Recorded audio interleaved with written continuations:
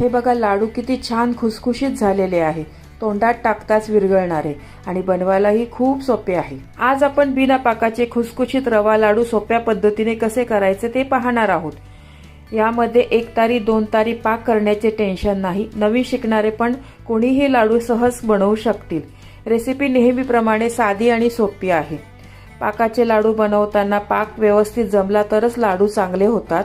पाक जर कडक झाला तर लाडू भगराळ होतात आणि पाक जर कच्चा राहिला तर लाडू ओले बनतात, बरोबर वळता येत नाही।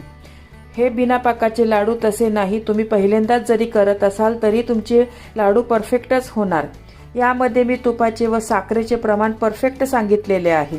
सर्व साहित्याचे वाटी व वजनी प्रमाण डिस्क्रिप्शन बॉक्समध्ये दिलेले आहे। हे लाडू तुम्ही गौरी गणपतीला, दिवाळीलाही करू शकता। रेसिपी भरपूर टिप्ससह तुमच्याबरोबर शेअर केलेली आहे। चला तर हे बिना पाकाचे खुसखुशीत लाडू कसे करायचे ते पाहूया। पूर्ण रेसिपी पाहण्यासाठी माझ्या फोटोच्या खालील त्रिकोणावर क्लिक करा, जेणेकरून तुम्ही त्या रेसिपीवर जाल।